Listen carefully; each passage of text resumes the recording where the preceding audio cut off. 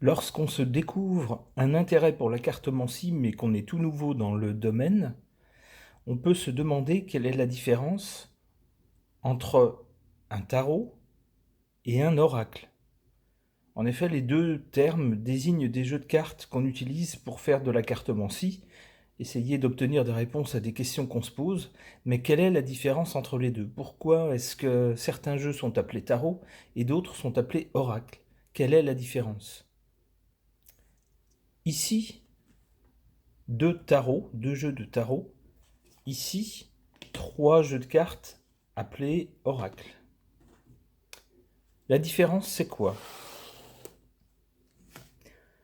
Lorsqu'on parle d'un tarot, on parle toujours du même type de jeu, c'est-à-dire 78 cartes, dans lequel on trouve 56 arcanes mineurs, qui sont toujours les mêmes, et 22 arcanes majeurs, qui sont toujours les mêmes. Ici le tarot de Marseille, ici le tarot Illuminati. On va les comparer.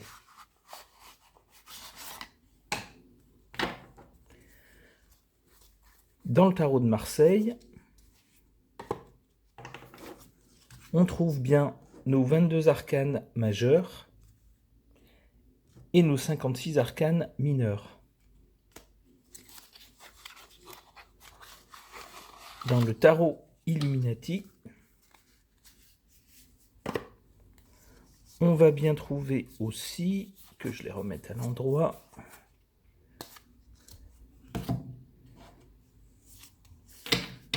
nos 22 arcanes majeurs et nos 56 arcanes mineurs. Ce qui change d'un tarot à l'autre, c'est l'illustration. Ici, je vais essayer de vous retrouver le fou.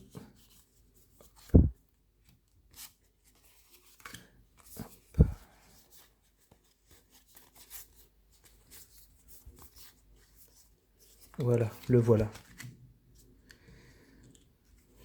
Donc ici, le mat ou le fou, c'est la même chose, ça désigne la même chose. On voit bien, il s'agit bien de la même carte, avec le même type d'illustration. Hein. Là, on a un personnage qui est clairement orienté d'un côté, qui semble s'en aller, avec son baluchon sur le dos, et puis un chien qui essaye de le retenir.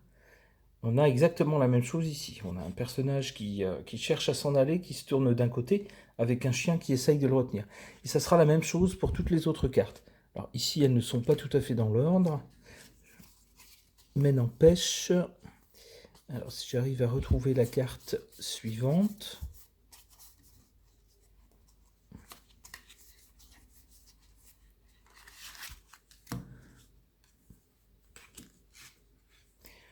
on a bien ici le même genre de personnage. Alors on voit que l'illustration est un peu différente, mais c'est bien le même jeu, c'est exactement le même jeu. Et pour les arcanes mineures, c'est pareil. On va retrouver la même chose, c'est-à-dire des cartes numérotées plus des cartes de cours. Et le tout divisé en 4 familles. On va retrouver les épées, les deniers, les bâtons et les coupes. Ici, on voit une coupe. Ici, on voit des épées. Même chose ici. Alors, qu'est-ce qu'on va retrouver ensuite?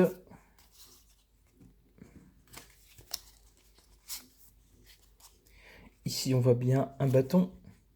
Ici aussi des bâtons. Ici, on voit un denier, 2 deniers. Et là, à nouveau, des coupes. Dans le tarot de Marseille, c'est illustré de façon beaucoup plus sommaire. Un bâton, gros bâton. On le voit ici. On voit que les illustrations sont beaucoup plus simplistes.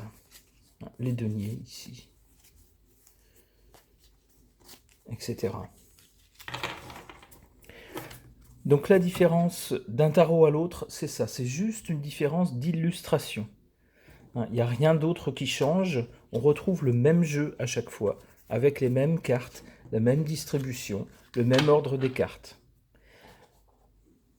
On va voir maintenant quelle est la différence avec un oracle.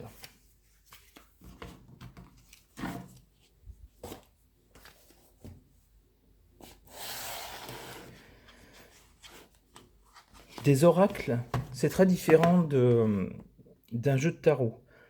Autant d'un jeu de tarot à l'autre, on a toujours la même chose, toujours le même nombre de cartes, toujours 56 arcanes mineures et 22 majeures, avec toujours dans les mineurs les 4 familles, toujours des cartes numérotées et des cartes de cours, le même nombre à chaque fois.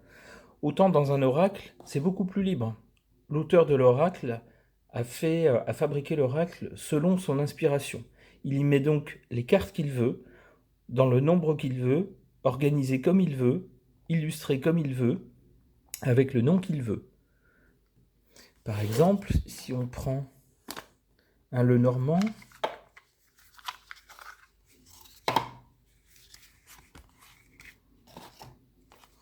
voilà, on va avoir des cartes inspirées des jeux de cartes qu'on connaît, avec les carreaux, les cœurs, les piques et les trèfles, hein, mais illustrées, chaque carte est illustrée de façon à avoir une signification précise, et numérotée. Hein. On le voit ici. On reviendra sur le Lenormand, ça fera l'objet d'une autre vidéo, car le jeu est très célèbre. Ici, on a l'oracle G. Alors, on va constater qu'il est complètement différent.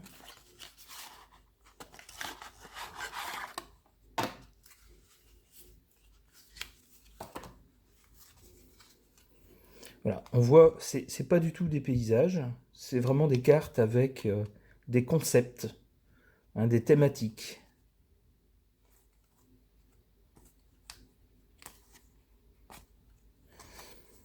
Donc l'auteur a numéroté les cartes quand même, ce qui permet parfois, lorsqu'il y a des divinations chiffrées par exemple, d'essayer de faire des choses avec ces chiffres, mais on voit que c'est très très différent du Lenormand.